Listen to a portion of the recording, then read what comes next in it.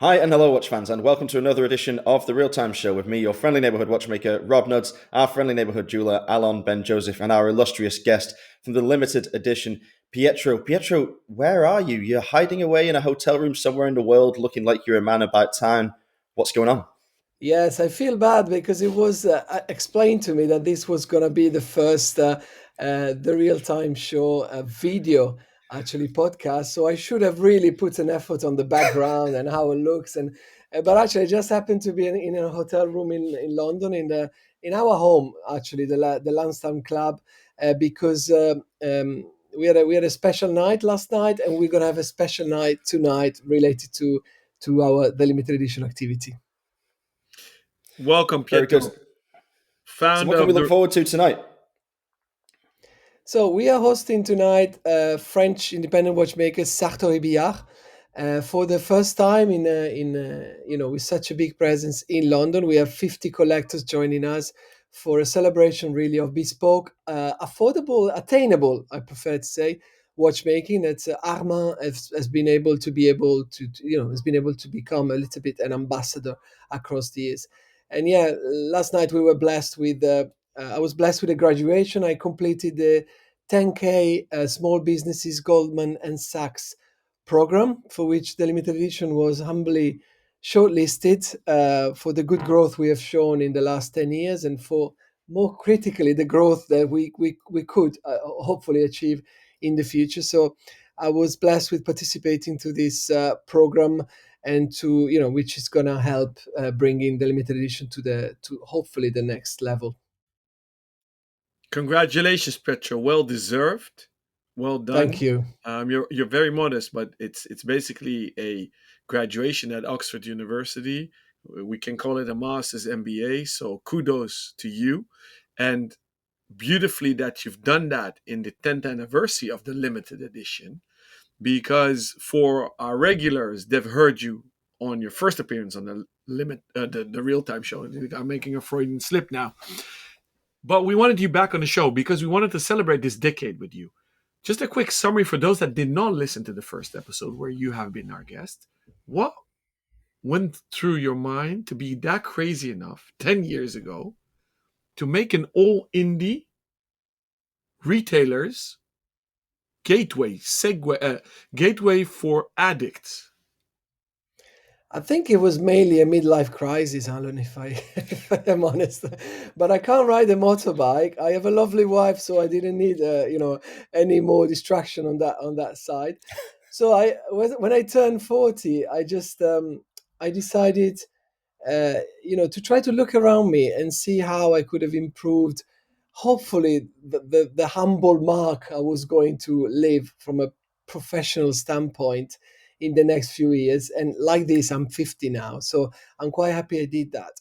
And to do that, I was a big reader, before I had to immerse myself into this world of social media and YouTube, Instagram, you name it. And I was reading a lot about how in business you don't necessarily need to just do your job. I'm a son of the 70s and the 80s where I would have received education to mainly secure a job for life. That's the way it used to be, and I'm not blaming anyone. It was like that. So I wasn't a risk taker. I just was enjoying my work at Richmond first, and then Girard Perregaux. Then I embraced Graham as well. Graham watches in great years for that small brand where I learned the entrepreneurship related to the watch industry that by then I knew quite well. And then I asked myself, can I not do something on my own? And if I do, what can I do differently from what is already out there? So I'm not gonna start dealing Rolexes and Patek Philippe and just hope to leave a mark. It's not going to happen. So I thought it through with a few collectors that I had been friends for a while, and they happened to have the equity as well to develop an idea, and they just said, "Okay, we put the investment. Can you run something a little bit? How can I say? Innovative. Let's put it like that." And the idea was simply, you in those days, if you were going around the world, Sydney, New York City, London, anywhere you mention, and for people like us that had a passion of collecting watches, you would go to points of sales and you'll see invariably the same 15 to 20 brands if you were lucky, but always the same. And when I was at Richmond, we were taught that every point of sale has to look the same everywhere in the world. The assortment has to be the same everywhere in the world. Otherwise, you were failing as an area manager. So I was actually not, I was going the opposite direction I wanted to go. I was globalizing the whole of my world dictated by guidelines given by a big group instead of actually making it the way I feel it should be. And the way I feel it should be was to project those artisan watchmakers that were not represented at all 10 years ago. So, long story short, I decided to become a little bit the ambassador of those unknown watchmakers. And of course, 10 years down the line, it doesn't sound like a great idea anymore because so many others are obviously have embraced this challenge. So, our current challenge is to find the next way of developing our concept. So, sorry, long answer to a very very simple question. So, ambassador, you are not only for the watchmakers, but also for retailers and media. And I'm pointing at Rob. And this, us sitting here with the cameras on, is proof of that because you inspired and motivated us to record the first ever video episode for the real time show. And it took 2.5 years. And people have asked, we've debated it. We said, no, we're audio only. And it shows who you are. You always are about giving, never asking. You never take, you always give. You motivate, you inspire. You do that with watches, you do that in entrepreneurship. You and I spar as entrepreneurs. And you were so kind also to say, hey guys, YouTube is really working for us. We passed the 100K mark, 140K mark already. So congrats on that. I saw a Thank beautiful you. award like my son always shows me of Mr. Beast and all these guys with their YouTube awards. So you are my Mr. Beast in the watch world. So you said, I'll put up this video also on the limited edition YouTube channel. And that shows who you are. So thank you for that. On your journey starting a decade ago, coming up to today, give us maybe a rundown of obstacles you surpassed and conquered and the successes you want to highlight in that 10 years. Yeah, so I think you just mentioned it. The first 3 years we didn't sell a watch whatsoever. I've had some kind of health issues at the end of this year. I came back after 6 weeks being completely out of the business, and I kind of looked at the sales and the figures, and I said, "Wow, I'm happy to be alive. I'm happy everything is good, but I need to put my head down at that now again." And I remember the first week of being back, we had a very good week of good sales, thank God. And that was actually the same turnover that we had the first year at the limited edition, so that we did in a week this year. So that brought back home the fact that in the first 3 years, like you were saying now, we were almost just giving. We were dreaming and giving. So we knew we had the eyes of the collectors on us, but we didn't have the reputation, we didn't have the stature at the time, and so we had to give first before hoping to receive. So the first obstacle, I think, was to find people, shareholders, that I call shareholders, but I say friends that decided to join us from the beginning. They were just believing in the process, regardless of the figures and the returns in the first few years when we were arguably just, how would you say, planting the seed. So that was an obstacle because you're both business people. You know that when you put the effort of your life into something, seeing the return is something that is important, at a certain level, and to reassure yourself on a weekly basis is not easy when the results lag. So that was the biggest thing. And I remember in those days I was reading like crazy, all the successful business people biographies, all the books of watchmaking, all the innovative people from the digital, because we're trying to do digital marketing really in reality, because I never believed in the business model of buy stock and then see what happens next. Hopefully we'll be able to sell. I was trying to do something that was actually the opposite. I was trying to create the demand first, and second, second then think about the sales. But yeah, at the beginning it was difficult. Then when we realized that we started to get interaction, we started to get, believe it or not, the first thing we sold were cufflinks actually. So it really was hard, um, and I think the first year was just one customer that actually made for the majority of our turnover. So it was like, for many weeks, many months, I was thinking, what am I doing? Is it the right thing? So I give myself the credit of perseverance, which also saved me for the health issue I had recently. Same thing. I wasn't happy with whatever the doctors were telling me. I knew there was something wrong. So it's something I have in me. If I think that something is right or wrong, I will persevere. And then when we started to, first of all, some of my hero watchmakers started to give us some credit and decided to work with us. That was the first sign when I said, "Oh, I must be doing something right." If VNA Alter wants to do business with us. I mentioned VNA because the Deep Space was my grail watch, and I said to myself, if we ever sell one of these, it will be like a revelation that we're doing something really, really, really right. And then COVID came, which was very difficult for everybody. But once again, in England we were lucky because the government was pretty much sustaining, supporting majority of the businesses. So the actually, I hope you don't mind saying this, but there was a temptation of saying, okay, let's just get the support and wait for what happens, and then we'll reassess at the end of this COVID thing, if there will be an end, because we didn't know at the time. But no, again, we decided to double up. I decided to be online every single day, basically during COVID, to the point that my wife thought that I may become like one sort of a weird 45 years old, internet kind of troll.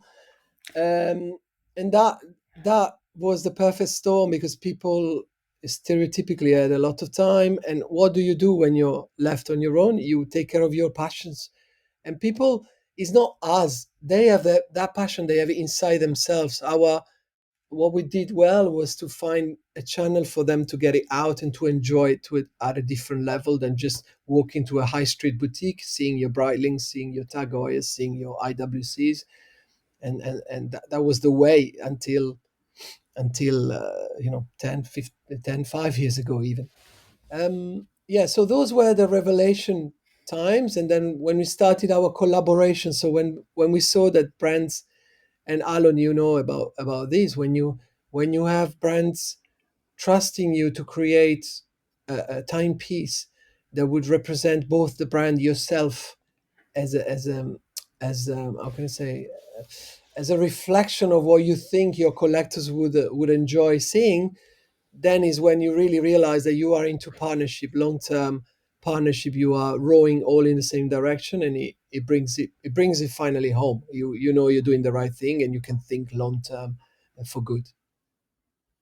So you've worked with some of the greatest brands in the world on collaborations and whatnot already, but tell me what your process is like. Is it often the same? Does it follow the same track? I mean, do they come to you with an idea, or do you go to them with an idea? What's that creative discourse like to experience, and then what have you learned from it in terms of design? Yeah, so I always say, with all respect, that our asset are the collectors that take their time, invest their time in following us and giving us the love. And arguably, all of them could buy their timepieces somewhere else, from the brand directly, or from other retailers, but they choose to do it from us. Why? And the why is because of that giving that Alan was mentioning, and the understanding. So when it comes to collaborations, we try to, through our exchanges with collectors, we try to see what it is that is lacking out there that can excite this or the other collector, and what we can add from the creative perspective, from the engineering perspective, from the aesthetics, etc., by introducing a watch that has not been done before. When we do that successfully, we find we have a good success.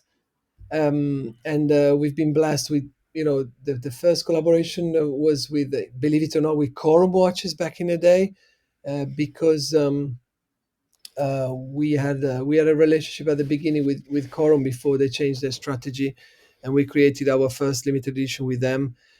which went sold out at the time, which was a surprise as well, because Corum was not necessarily the most hyped or in demand brand in those days.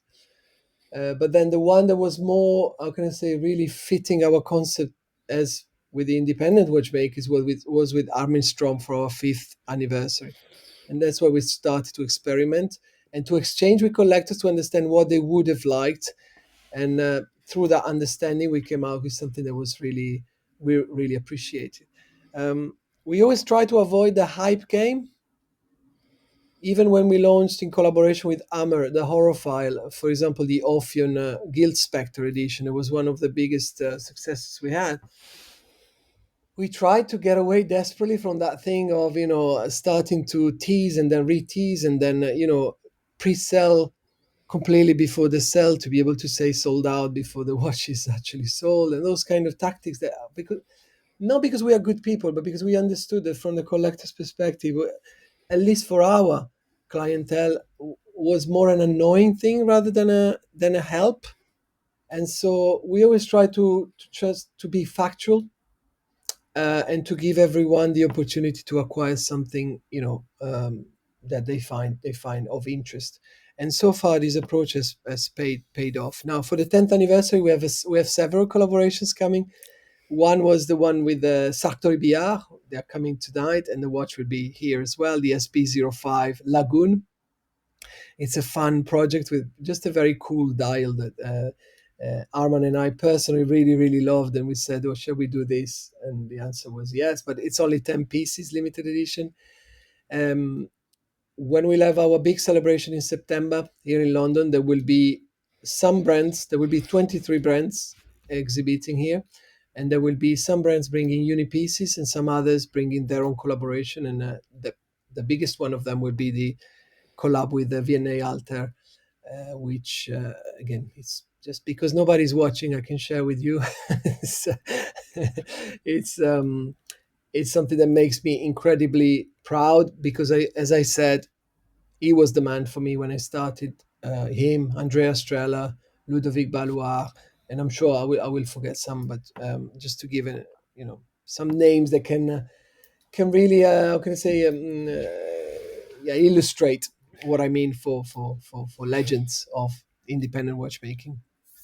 So yeah, I'm looking forward to all of that. So, given that you are so community led, as it were, and you really take pains to take on board everything that your buyers are desiring, have you ever made a misstep in that regard? Have you ever made a catastrophic error that upset or alienated buyers? I guess like the thing everyone wants to know in business is not what your greatest success is, it's what was your greatest mistake? So I think I've made all the mistakes in the book, I think. So where do I start? Because so I'm a developer. I like to move on. I'm not a perfectionist, and this I have to say, because I think perfection somebody sometimes is a bit of a impediment to actually move on and do what is meaningful. So I would rather kind of get to the next good idea rather than linger and finalize perfectly an average idea, if that makes any sense. Mhm. So mistakes I have made loads. I made a huge one recently, but because it was related about being open and telling the truth actually, so that sometimes that can backfire. But I have accepted a long time ago that I would rather have that rather than the other way around, and building artificial truths and then not remembering what was the story that I told. Rob and I know that very well with the real time show. Yeah, exactly. And you've been doing exactly this attitude of, because you relate to a next level with the people that are watching this, when they know that you can make mistakes, but they wouldn't believe that your word is not the word that you're putting out there. So but yeah, what mistakes, I don't know. A mistake could have been could have been. Oh yeah, I have some good ones. Yeah, some incredible watchmakers that actually approached us before becoming massive names, and because we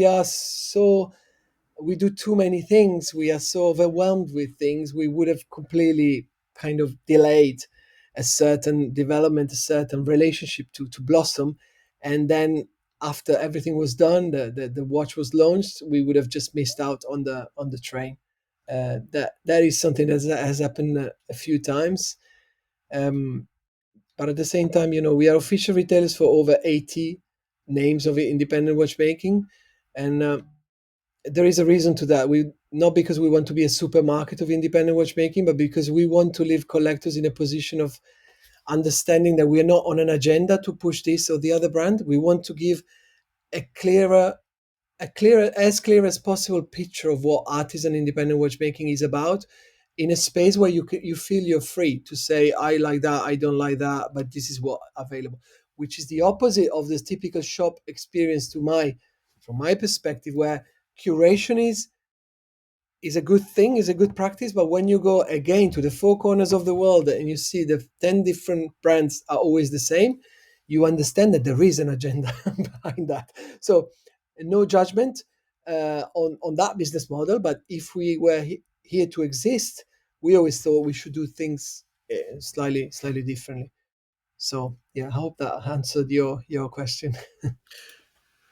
To use that as a segue, Pietro, how do you go about selecting these brands, watchmakers, artisans? What are the criteria for the team behind the limited edition to select them? And how could an aspiring new watchmaker brand entrepreneur get into the fold of those 80 plus brands? Yeah, very easy. There are two main uh, topics there. One is I have found out about some of the most exciting watchmakers through just listening to our collectors. So I have daily conversations. The people coming tonight to the event, we have over 50, bless them, people that will come here for the event, the private event with Sartre Bia.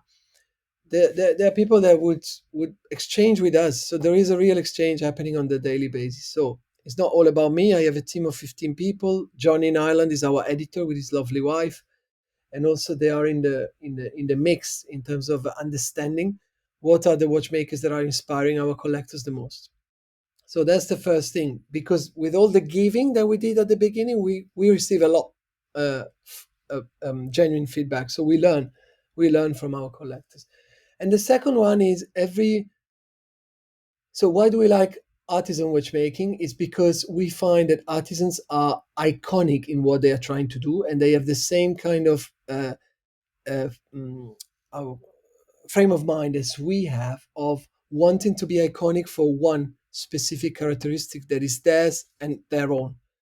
One of the obviously Rob, not because we are here, but one of the latest members of the family was Arcanaut, of course, the Danish What? watchmaker. I've never heard of Have you? Arcanon. Yes. And yeah, this wasn't prepared, everyone. It's just honestly just came to my mind. Why did we take Arcanaut? It's because Arcanauts, in their own quirky way of intending horology, taking themselves not too seriously and just playing with colors, playing with materials that no one else arguably does in the way they do, made a perfect choice. Because today, I don't know if you agree, Alan, as well, it's a time where a lot of the excitement is with the attainable, quirky brands. In the price range between £2,000 and £6,000. There is a lot of movement, and there are a lot like Arcano that have managed to find their own personality and their own iconic take. So the two things: one, exchange with collectors; the second one is the brand iconically unique? That's it, brand watchmaker.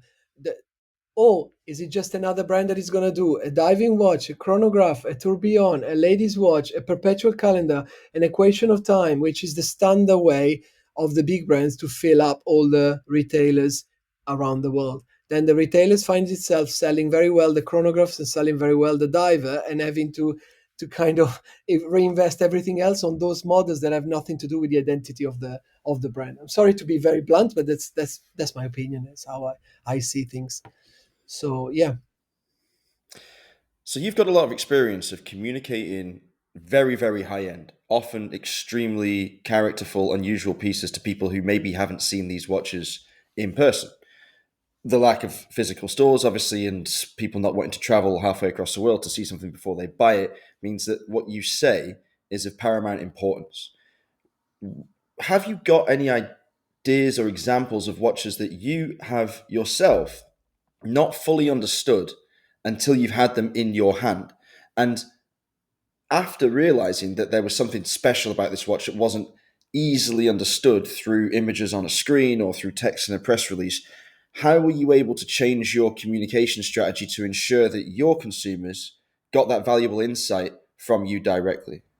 Yeah, Rob, this is a very good question. Is I have to pinch myself every time, in a normal world, not only 20 years ago, but even today, to think that somebody that you've never met or is trying to considering to buy a watch he's never seen from a guy on the other side of the planet that he's never really been in touch with, um, at a price tag of sometimes over 100, 200, 300,000. It kind of, I still sometimes can't believe it. So, and especially because, okay, now the limited edition, we have several faces and several voices. We have Oliver. All the shareholders are actually real collectors, so I have valuable inputs all around me. Johnny is probably one of the most knowledgeable people in terms of when it comes to artisan watchmakers. He's built relationships with them that span for longer, even before long before to when I came into the picture. But and I am not a watch expert. Let's face it, I'm not a watchmaker. I haven't been to a watch school. I was selling pens, at the beginning of the 2000s when I joined Richmond Group. So I, how can I say, I think what we did right was to always put the protagonists in front. So our way was to, okay, I am a big fan of Yanné Alter. I'm gonna put him in front of you to explain you what he was trying to do with the deep space, with the classic, with the Antigua, and that brought it really, really back home, in many ways. So uh, how can I say? In terms of the surprises I had, yes. Then when the watch finally comes to us, uh, I just most of the times I can't believe it. Or when we meet together, those incredible watch exhibitions, and you see these people together with their charisma and their art, then you fully understand. So um, yeah, it's a funny one, but it's all based on relationships and reputation that creates that. Again, the clients could sometimes just buy directly from the watchmaker, but they don't do it, and they do it from us, and I'm very humbled every time, and I'm trying to think why is that happening, how that happens, and it must be because of what we are trying to give in terms of increasing, letting them enjoy their passion, not only when they receive the watch, but all the hours they do their research online, etc. That's their free time that they dedicate to that, and they deserve to enjoy that. It can't just be transactional. You go to a store, you see a watch, you buy it. That's very fickle. It's very short kind of satisfaction. This is We're working on the bigger picture in that respect. But yeah, in terms of going back to the mistakes I may have done, if I could go back, I would do a course, watchmaking course. I'll try to get a diploma. These are all things that maybe are for the second part of my life. Since I've managed now to stay alive and make it to 50 years old, and I have big plans for the future. Yeah, there's always time to become a watchmaker. It doesn't take that long, really. I'll show you the ropes for a fee. Of course, if you Yeah, show me some of of the course. watches you've got in stock, that'd be a fair trade. Well, So that's a deal. you're That's a deal. saying that's all right. We'll do that. We'll do that in Geneva, maybe. But Yeah. you're saying that really the key thing for you is having these personal or at least very intimate professional relationships um, with your consumers, and I guess you have a very high number of returning buyers. I guess that it's like a family that is, growing over time, but very stable in its core. It's because you know what they're looking for that you're able to offer the insight that is necessary to push them over the edge to make that final purchasing decision. Because a big group trying to sell a six-figure watch doesn't know that customer XYZ from Chipping Norton has a particular penchant for uh, Cordura straps, or a particular type of buckle, and so on and so forth, or a watch that wears in a certain way because their wrist profile is so on and so forth. But you know that, so you're able to laser in on each individual customer to identify their need and then fill that gap. Is that am I sort of striking in the right direction there? Yeah, no, absolutely, absolutely. It's definitely returning sales are the bulk of our business, and the relationships that we build in the process not only create, the turnover, obviously, the revenue stream that we need to keep pushing, but also helps us in finding direction, because they, through this exchange, I know what to do next, where to dig next. There is a number of watchmakers that don't appear even on the platform that we work actively with, that we are able to suggest and to recommend to a limited group of our collectors that have shown interest in that, and they have, because of that, I got deeper than just a simple brand to retailer relationship that we may have built with some of the brands we have on the platform. So it's definitely that. I see it as a club, in a way, a club of friends that are on a journey, and they've been enjoying for years, and and that's the way we're driving things forward. And yeah, Alon, I think you may be inspired to intervene here. Well, no, not to intervene. It's you triggered a bit back in the interview an idea in my mind when you said protagonist. Is I'm sitting here enjoying and listening to you, and I thought, when did I encounter the limited edition for the first time? And it must be 8, 9 years ago.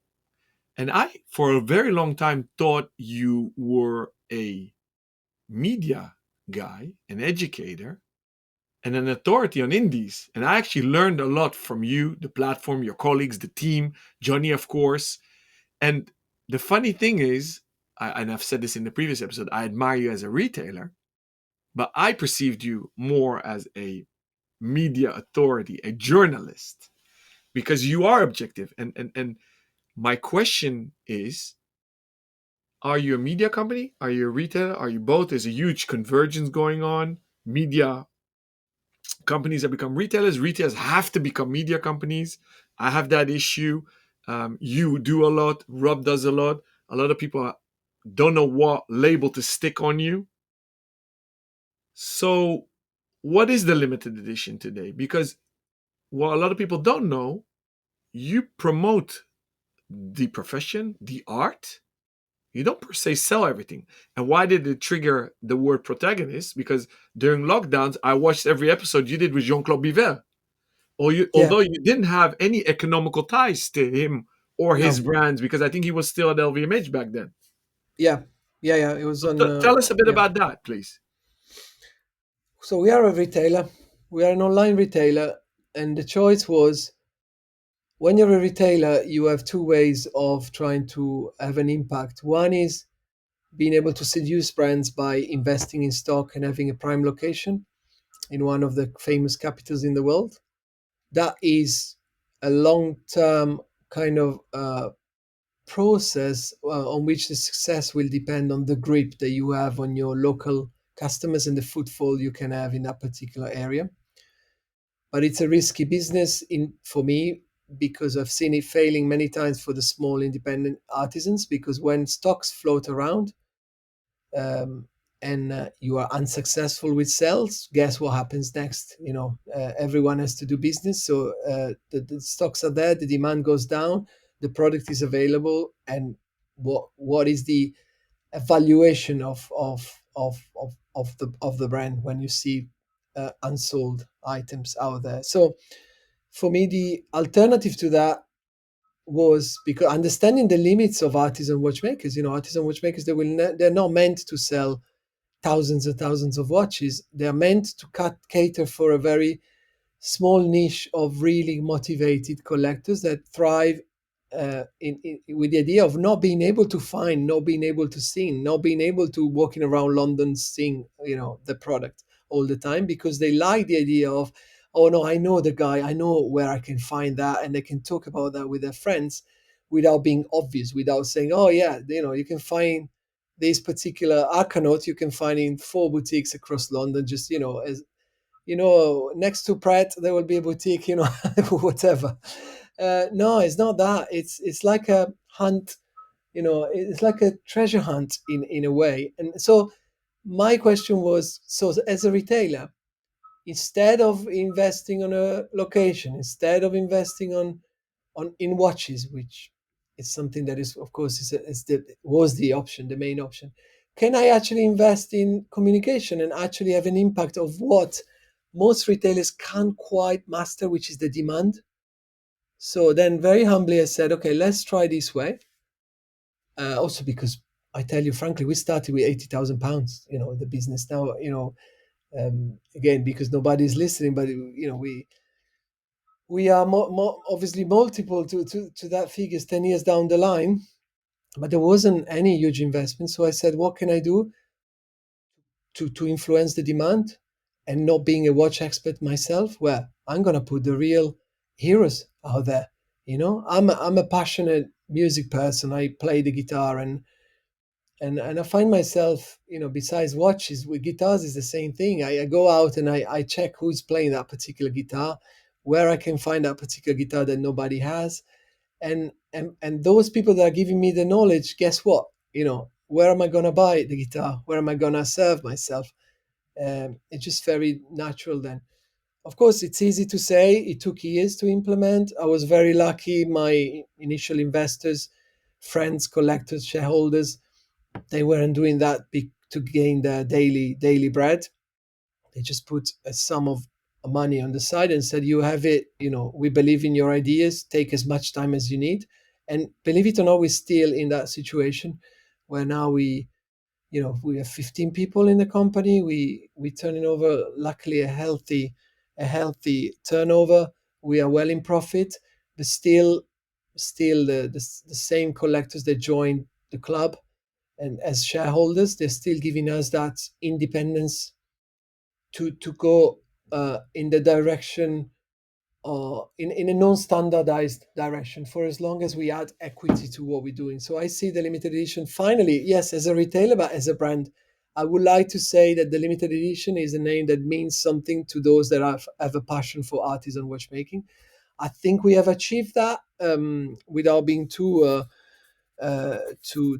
big-headed, but that is the ultimate drive in every decision we make, including the previous question, how we choose the brands. If the brand adds something valuable to what we're trying to do, then it's always welcome, and then it's up to us to adapt the structure to be able to give every brand the service and the exposure that the brand needs. So this leads in nicely to my next question about bringing new brands on board. So we are a couple of weeks out, as we are talking right now, from Watches and Wonders, the whole Geneva Watch Week, when the watch industry descends on the capital of watchmaking for a few days and gets a little bit silly and a little bit overexcited about all these new watches we're going to get to play with. What are your main goals at events like this, and specifically Geneva Watch Days? Do you go there to deepen existing relationships, or primarily to meet new people or bring on board new brands, or is there something else that you're doing while you're running around like madmen? So the Northern Star for us is, what can we do for our collectors whilst we're there, whilst we're having free dinners and free drinks, and a nice holiday in one of the best cities in Europe, arguably. And we can do two things. We host collectors over there, so we guide them if they want to meet a brand. That's the other thing that we've done with a certain freedom, is we not only try to avoid trying to keep collectors away from brands, being scared that they may buy directly from them. not only not do that, but we actually push the opposite, because that helps us to create truthful relationships as well, and expose what we're doing at a much bigger level. So we do things like organizing meetings for our collectors with the brands. We do manufacturing visits, private dinners. So that's one service. The second is about visibility. Because of the pollution, like watch pollution, we're gonna be immersed in the next few days. Instagram is gonna be a nightmare, and we're gonna try to make sense of what are the real highlights based on our way of curating our business. So we're not gonna start describing the best Rolex novelties because we know that that's gonna bring clicks to us. We're not gonna start queuing outside of Patek Philippe to show how they will kick your bum if you don't have an appointment, and you show up there. We're not going to do that. We're just going to think about our collectors. Okay, so what's relevant? How can we put all the ducks in a row for them to make sense of an event that is easily overwhelming? These are the main two things, really. A decade ago, you had a clear-cut mission, vision, and strategy. Did those three change at this pivotal point in your history? What does the next decade look like for the limited edition and the teams? Yeah, purpose, vision, values was a big chapter of the work we've done in our MBA with Goldman Sachs at Oxford University, and it was actually very useful. So I want to publicly thank the incredible lecturers, professors that we've had the amazing privilege of being exposed to, because it made me think that inherently things haven't changed. So because purpose, both, I'm not going to be too long on this, but purpose, vision, and values define yourself for as long as they help you to take yourself out of the crowd and keep your niche, iconic personality in how you conduct the business. So that is more relevant today than it was 10 years ago. I mean, the 40 years old Pietro is gonna be really upset with what I'm going to say. But 40 years ago, it was easy because nobody was doing what we're trying to achieve. Rob, you know it. Launching Arcanaut in the last few years was, I think, a blessing, as in a way, compared to many years ago when if you had launched Arcanaut to the extent you have now in 2010, it would have been a very different scenario. So for brands, it was much more difficult. But for people that came like us as facilitators with an idea that pretty much no one had really exploited at the time, it was easier. So it was easier to project the fact that we were different. Today, again, there is a lot of retailers that are doing some a very good job, some a bit less, but um, but everyone understands that yes, there is a business model that is linked to leveraging on the artisan watchmakers.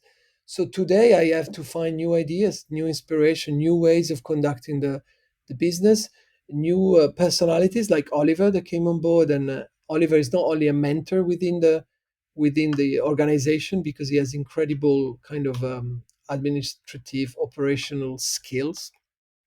It doesn't work for the limited edition, but out of passion, he decided to come in, put his face at the service of the limited edition, and illustrate the journey of what it means to be a collector of mainstream brands moving on to the independent. And so now finding originality can be trickier than how it has been in the past. So that's our challenge. The name of our challenge today. You guys have always been a pure player, as they call e-commerce retailers. Do collectors and or brands wish you have a more permanent physical presence anywhere in the UK or the world? Because I assume you have collectors from all over the world. Talking about the community that you mentioned, I've also been very happily sucked in to the WhatsApp community, your Instagram community.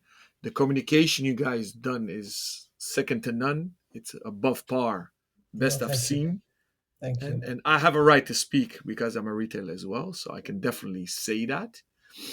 Well, what are your views on physicality of retail?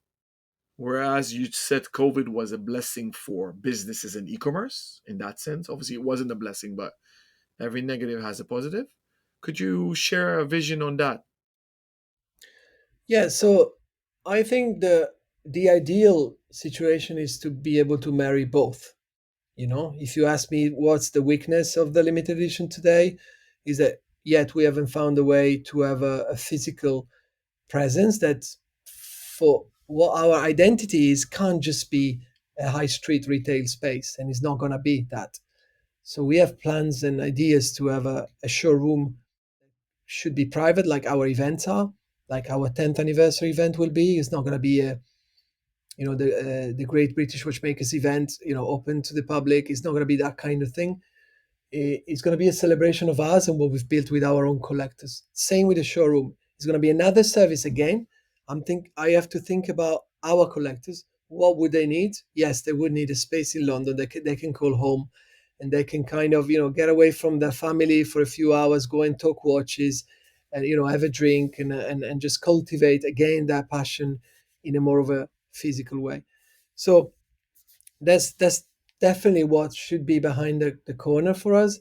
We're working on it, to again, to go back to the previous point, to complete our offer in a more competitive environment of today, where there is more people that are doing quality work, and we have to keep up with that. Amazing. I've been keen to know about your collecting journey. So you said at the start of the decade or start of the century, maybe you were more into pens than watches. Yes. So what happened?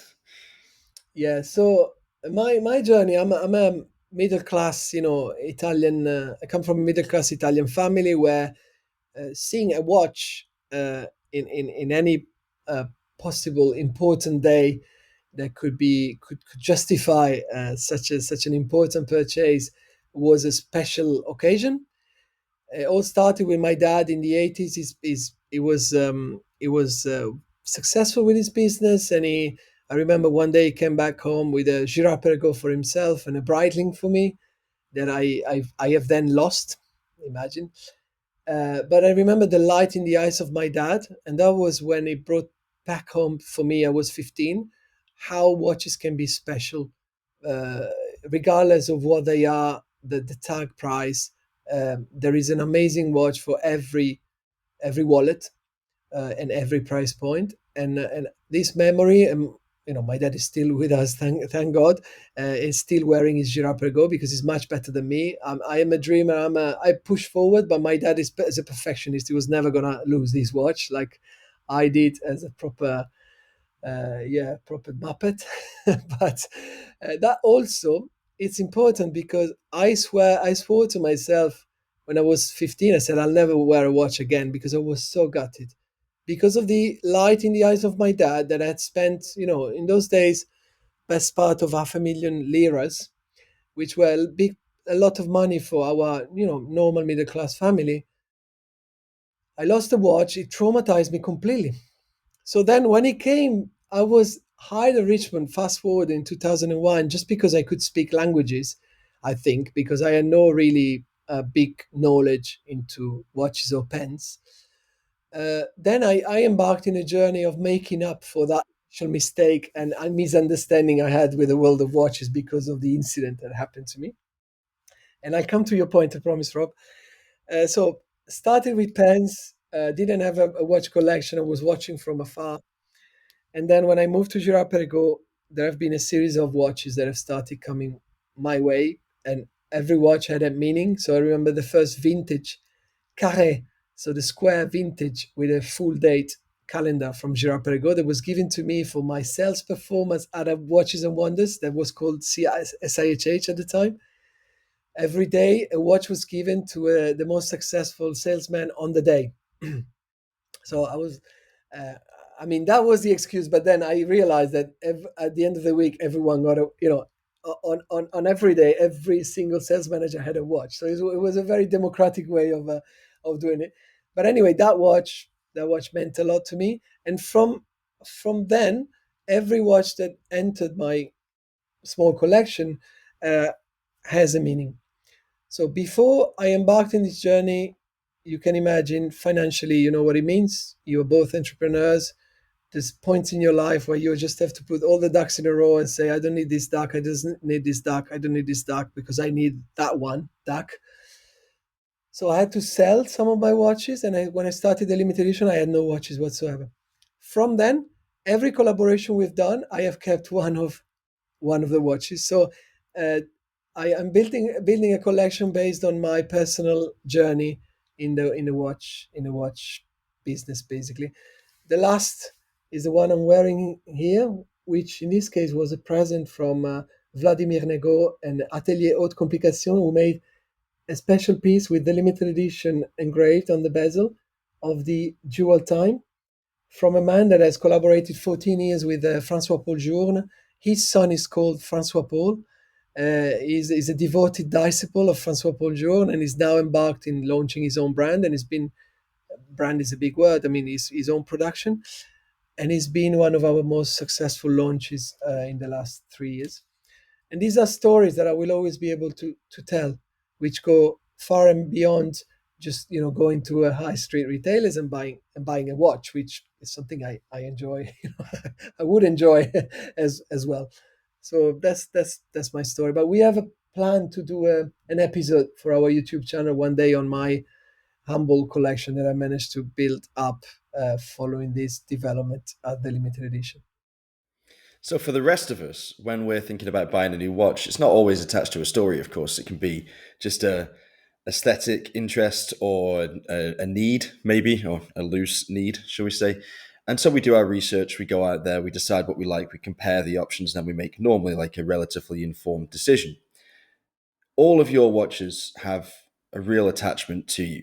There's a lot of heart in them, there's a lot of memories attached to them. But do you ever find yourself in a situation where you see something that you really, really want, but so that you don't have to change your narrative, you pursue that brand, get them on board at the limited edition, and then make a collaboration with them that's almost exactly the same as the watch you wanted to buy, but maybe with your name on it so you can have it. Has that happened yet? Oh yes. That's the. Sorry, Alan. I said, Rob, isn't that how you and I operate?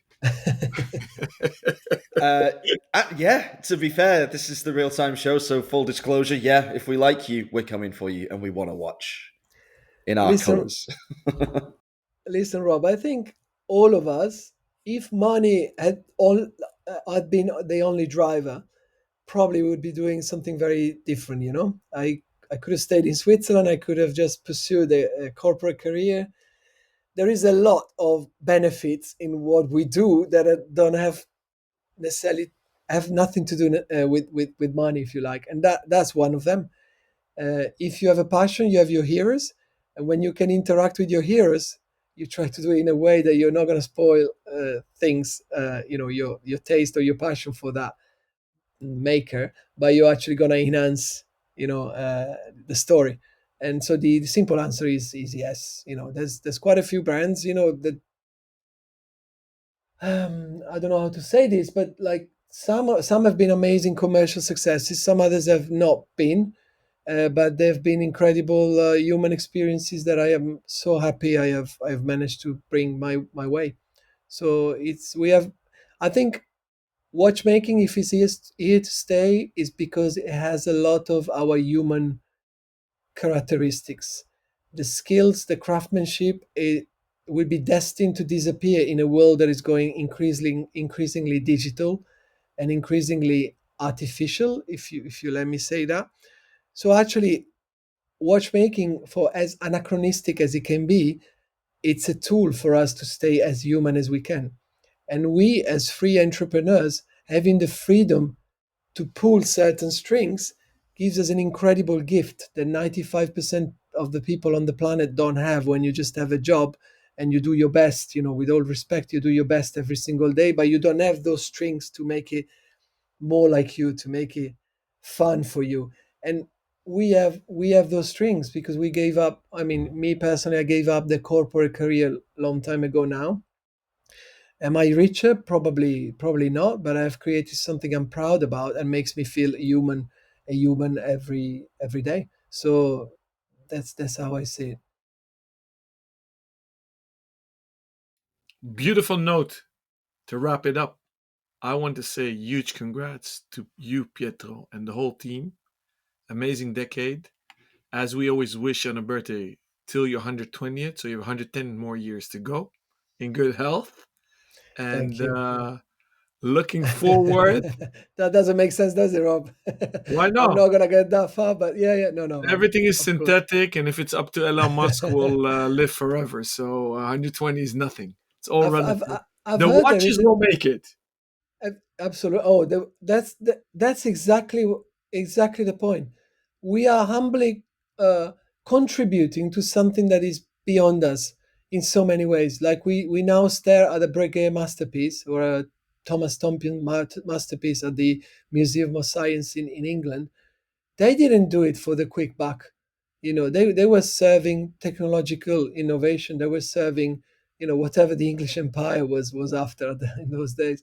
But we can be part of a story that, I'm not an artist, I'm not a watchmaker, so this is a humble way to be involved with something that is very, very respectable. And you guys, I have to congratulate you as well, because I know you have multiple businesses you take care of, in different capacities. And to have been doing this and being consistent for such a long time. I remember now our first interview was probably a couple of years back, with no agenda as well, for as it comes across, but just for the serving a community of people that are passionate about the different facets of the world of watchmaking, and sometimes sharing also some spicy and saucy, how do you say, behind the scenes, that's the word in English, in correct English, that you do regularly, is credit to you in many ways. Thanks, mate. We really appreciate it. And we wouldn't be able to do it and we wouldn't have been able to establish this community if it weren't for willing guests like you coming on and sharing your knowledge and your passion. And the stories today, that they've really put a smile on my face. And for once, everyone can see that I'm actually smiling. So, I try not to do it. A lot of teeth, but yeah. We really enjoyed the hour we spent together, almost exactly an hour, which is great. We'd obviously love to have you back on the show. We will again in the future, whether it's video and whether that's the thing we do now or whether it's back to audio only. You are always welcome. Can't wait to see you in Geneva in a couple of weeks' time. If any of our audience have questions for Pietro, then you can get in touch either with him directly, you probably know where to find him, or with us via Instagram at therealtime.show, via our emails, either Alon, Rob, or David at therealtime.show, via the contact form on the website, www.therealtime.show. Or if you want to get in touch with our humble rambler, Scarlett Baker, directly, she can be found on Instagram at SCARLINTHESHIRE. It's not a I, wa- mouthful at all, is it, that one? Scarl in the Shire. She, I she want is to apologetic. I want to Yeah? confirm I want to confirm as well that this interview will be on the limited edition YouTube channel. And again, it was a big surprise for us. We started to develop that because we find Instagram getting increasingly polluted. And if you don't pay Instagram, you don't get the traffic. If you pay Instagram, you get the wrong traffic. So we said, screw that, and we're gonna move to YouTube and just do our nerdy, long, how can I say, social media, how can I say, controversial content, because they push you to do 1 minute snippets, 1 minute here, 1 minute there. No, actually, like you do, we do 1 hour, 1 hour and a half. We don't care. And the reward to that has been that we are now from 500 subscribers 2 years ago is now 140,000, which makes us Amazing. really, really happy. So this interview will be there, and feel free to comment, get in touch with us, and it will be a pleasure to interact. Well, hopefully we'll be able to follow your lead because our follower on YouTube is extremely small. It's our smallest platform. Most of our listeners listen via Apple Podcasts and then second most is Spotify. So I believe the videos nowadays are also going to be on the Spotify app, which is something I'm going to have to figure out how to do technically. But yes, please do check out this video on every platform you find it, like it, share it, and then subscribe. Definitely subscribe. I have to start doing that. I'm going to have to get used to where the buttons are if we're doing videos. I have no idea where anything goes, but there's something down there that's clickable, and then click in the big box and say something nice. That would be really, really nice and very appreciated. We'll be back soon. with more content in whatever format we decide to run with watchmaking's finest, such as Pietro and his colleagues in the industry. Until then, stay safe and keep on ticking.